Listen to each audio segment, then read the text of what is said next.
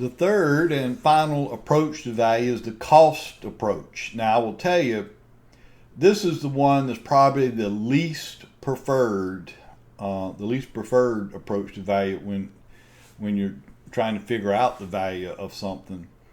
Unless it's a brand new construction.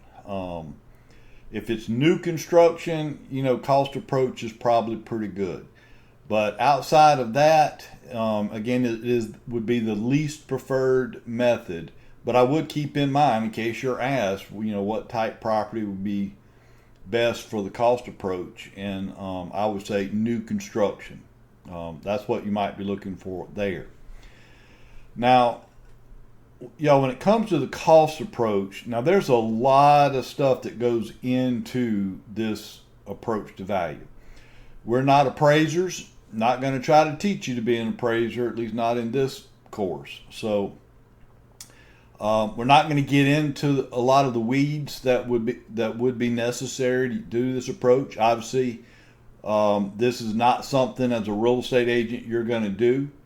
So what do you need to know about this cost approach for test purposes? Because that's really what matters right now. And that is basically you need to understand there's 5 steps, and you need to kind of understand what those 5 steps are to the cost approach. And it's not very difficult. In fact, quite frankly, it's probably more common sense than anything else.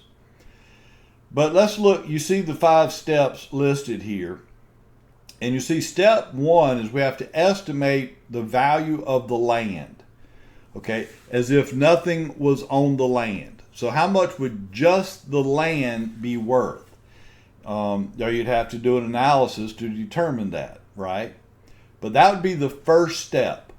And then you just, whatever that value is, you can just kind of put it aside for the time being. And you'll see why this is a critical step, I will tell you, and I'll come back and explain why when we get to the end of it.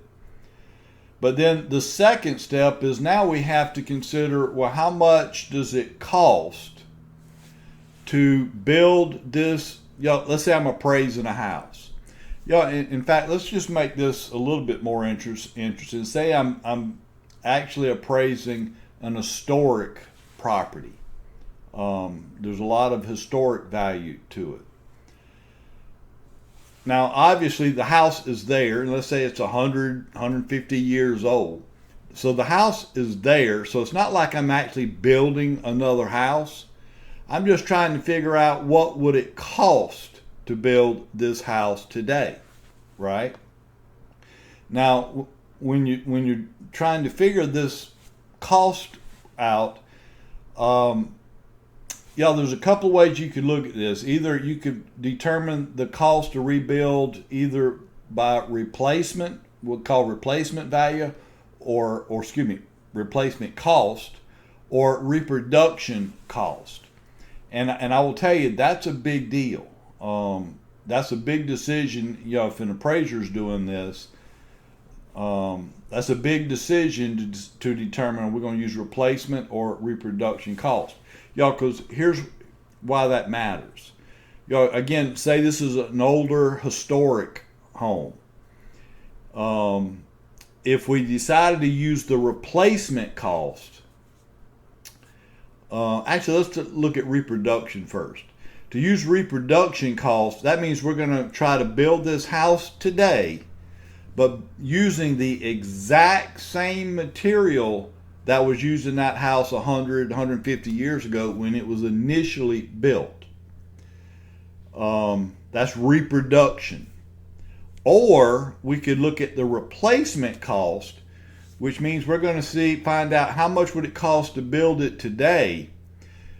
But instead of using the old material used back when it was originally built, we're going to use the more common materials you would see today, but it'll just look like the old material from 100, 150 years ago.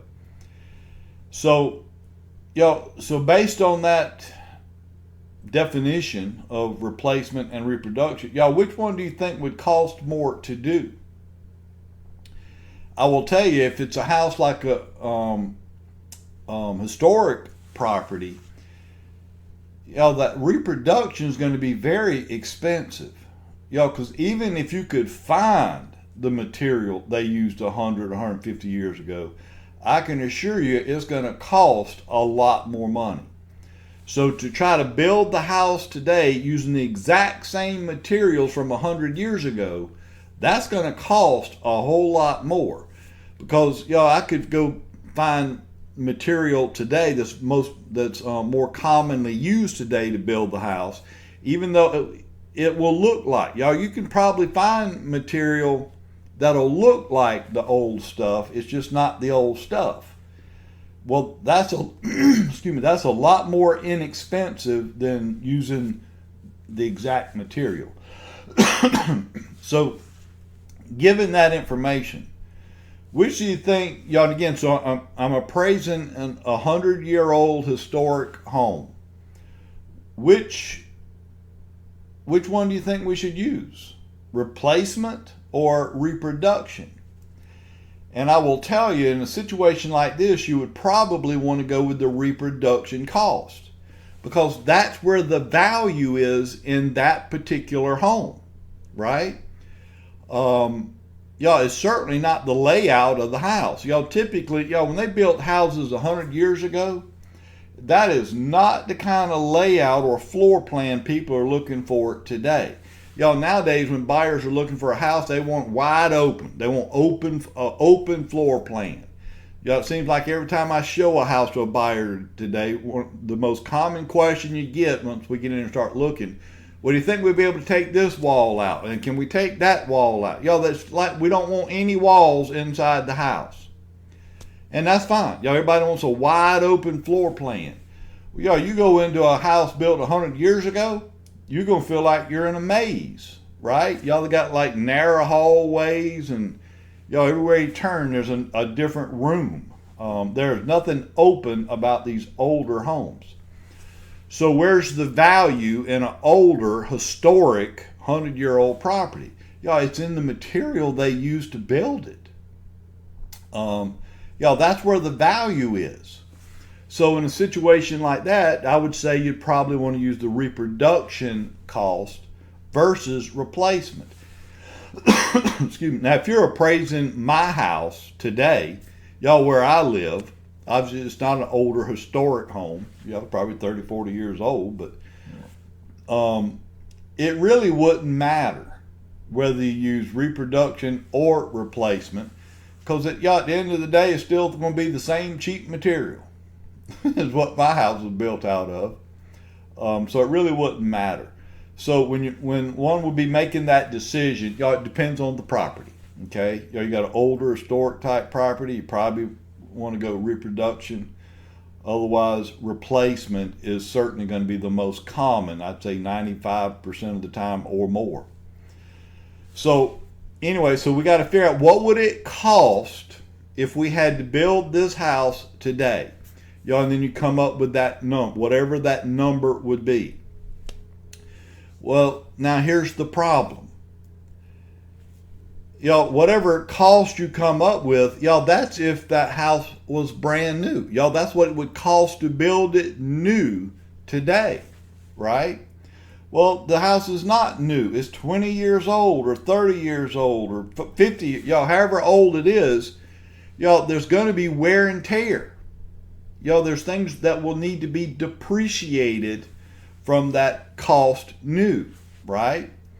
And that's step number 3. Now we have to estimate what would be the accrued depreciation that we're going to have to subtract from whatever that cost new number would be. Because again, you can't say, well, it would cost $200,000 to build it, so that's what it's worth. No, it's not. It might have been what it was worth when it was built, but it's 50 years old and there's a lot of depreciation. Now, obviously, how much do you depreciate? Well, I will tell you, that's where you could get really deep into the weeds. In fact, it would require you to get really deep. We're not going to go there. It's just not that big a deal for what we're doing. An appraiser would have to get deep into it. But what kind of things cause depreciation?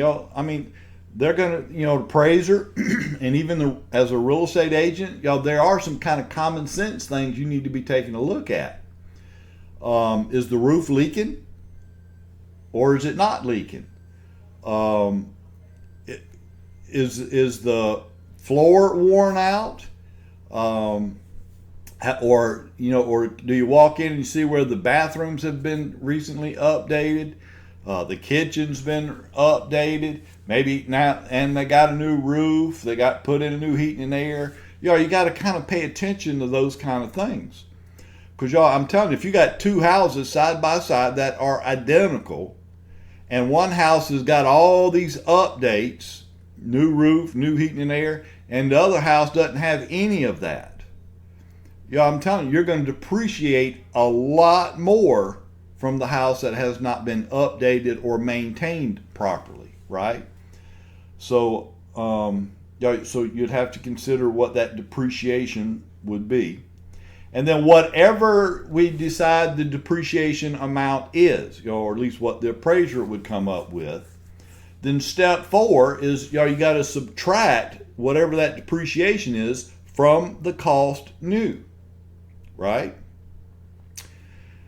And then the final step, it says, is we add back to that depreciated value. You got to add back to the value of the land, okay? We're going to look at an example here in just a second so you can sort of see how these steps really work together.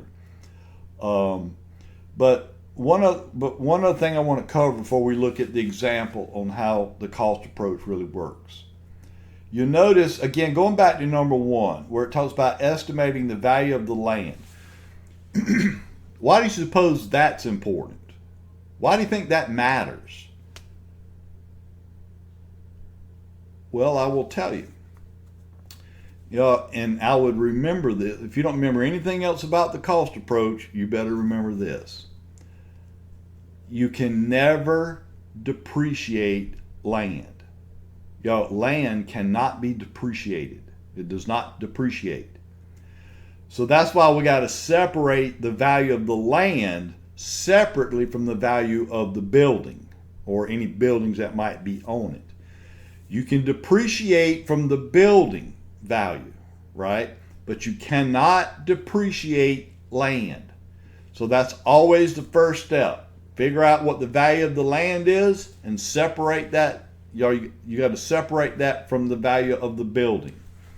And then we're just trying to figure out how much would it cost to build the building, and then you depreciate from that number, right? And then obviously once you figure out what that depreciated value would be, then you add back to that whatever the value of the land would be, and that would give you the total value of the property. All right, so let's look at a real quick example of this cost approach. Remember we said step 1, we have to figure out what's the value of the land. And in this example, we're saying the lot or the land is $75,000. We kind of put that to the side for now. And now we're trying to figure out, well, what would it cost just to rebuild the house, right? If we rebuilt the house today, what would that cost? Whether you use reproduction, replacement, y'all already talked about that. In this example, we're saying it would cost $200,000. But again, that's if it was brand new. But the house I'm appraising is not brand new. There's wear and tear. There's things we have to depreciate. And in this example, we're going to say there's $50,000 in depreciation. So if you subtract the $50,000 from the $200,000 cost new, then you see that we're left with $150,000, which is now what we call our depreciated value. So $150,000. And then the last step, what was that? Now we got to add back to that depreciated value the value of the land, which we said was $75,000. So here we would have an appraised value using the cost approach of $225,000. So y'all, that's how those kind of steps kind of work. I think they're really kind of sequential, common sense, really. The main thing to remember again, you cannot depreciate land. So that has to be separated out before you can do the cost approach, okay? Now, a real quick rehash, y'all. We talked about 3 approaches to value. And you need to be, obviously you need to be familiar with how to do those 3, or at least the things we've already talked about. But they could also ask you, y'all might give you a scenario, and basically ask you which approach to value would be the best approach for this type property. So again, you need to be familiar with that kind of stuff.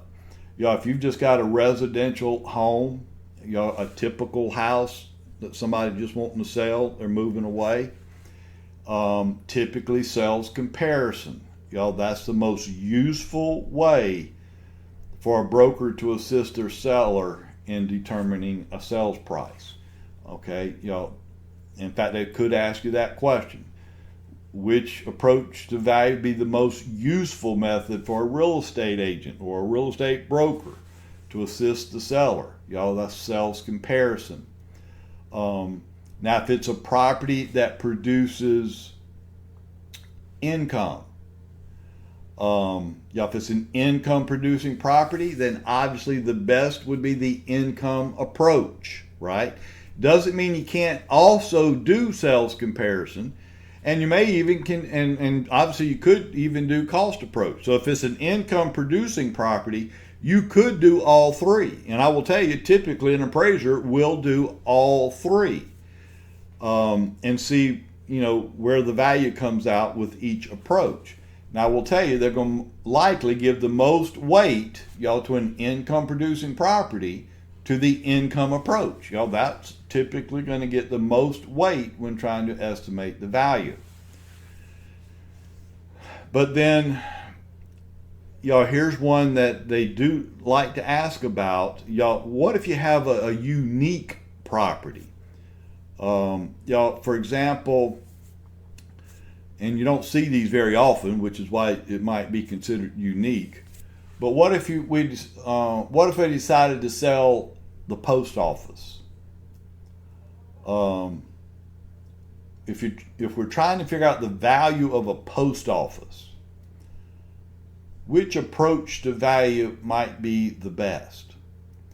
Well, I will tell you, a lot of people say, well, it sells comparison. Well, how many post offices do you see for sale or that have recently sold? Y'all, you rarely, if ever, see that, right? So sales comparison is probably not going to work out for you. Y'all, there are no post offices that have recently sold. Well, can we use the income approach? Does a post office create income? No, y'all, in spite of what a lot of people believe. I know you think, you got to go buy stamps and you got to pay for this and that. Y'all, I will tell y'all, the post office has never made money. If anything, not if anything, y'all, they always lose money. Post office always operates in a deficit. So they lose money. So cost approach is not going to work with a situation like that. So we got a property that sales comparison is not going to work. Income approach is not going to work. Well, what's left? The cost approach. Then what would it cost? Again, so cost approach, as I said earlier, is never the best approach to any type of property.